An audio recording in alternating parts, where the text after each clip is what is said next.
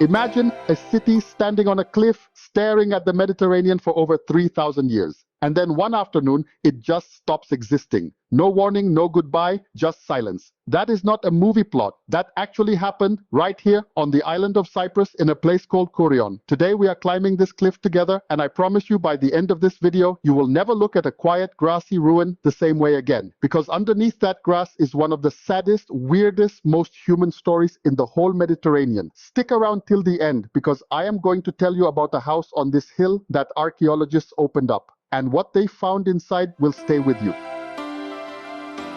Hello beautiful people, welcome back to Traveler Glory. Before we start our adventure, if you haven't subscribed our channel yet, then subscribe right now and press the notification bell so you do not miss any of our future adventure. Let's begin.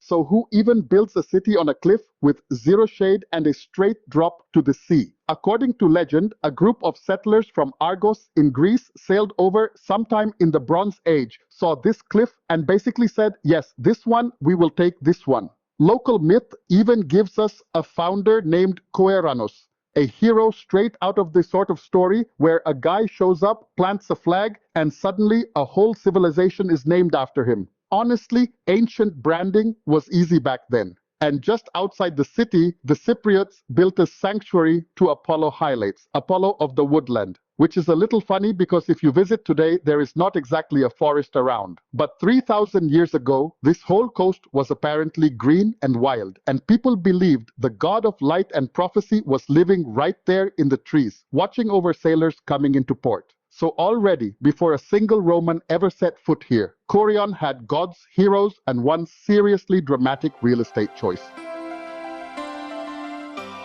Here is the thing about Kourion. It did not belong to one civilization. It got passed around like a really nice apartment that everyone wanted the lease on. First, the Mycenaean Greeks arrived and gave it its early identity and its Greek gods. Then came the Assyrians and later the Egyptians and Persians, each one taking their turn ruling Cyprus from a distance, while local kings in Kourion kept the city running day to day. Then Alexander the Great swept through, and after his empire broke apart, the Ptolemies from Egypt took control. And after that, the big one, Rome arrived, and Kourion basically got a full renovation.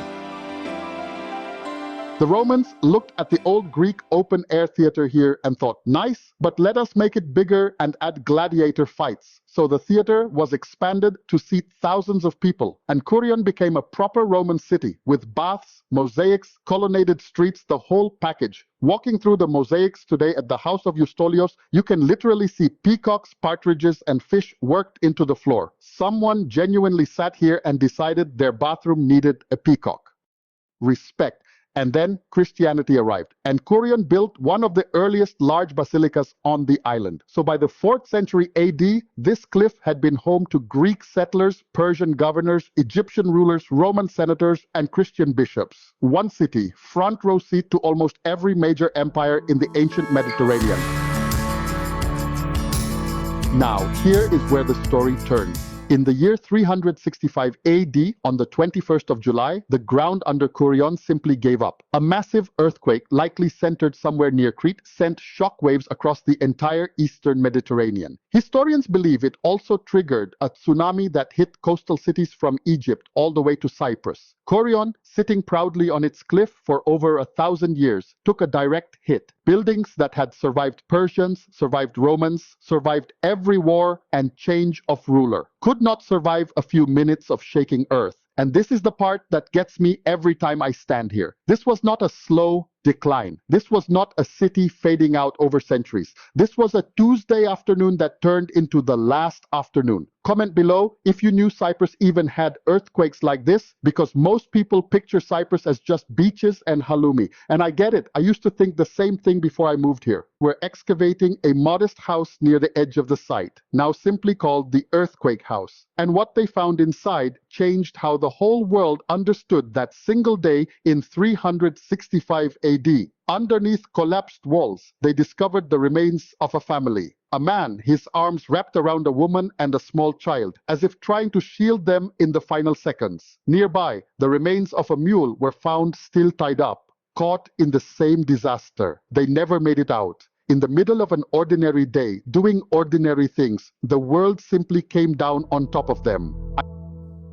After the earthquake, some parts of Kourion were rebuilt, but the city never fully returned to its former glory. Slowly, over the following centuries, it was abandoned, and the cliff that once held a thriving Greco-Roman city returned to grass, wind, and silence. Today, you can walk into that same Roman theater and sit exactly where thousands of spectators once sat. You can trace mosaic patterns with your eyes in the house of Eustolios, and you can stand at the earthquake house and just take a moment. If you are ever in Limassol, this site is an easy trip, and honestly, it deserves at least 2 hours of slow, quiet walking rather than a rushed 15-minute stop.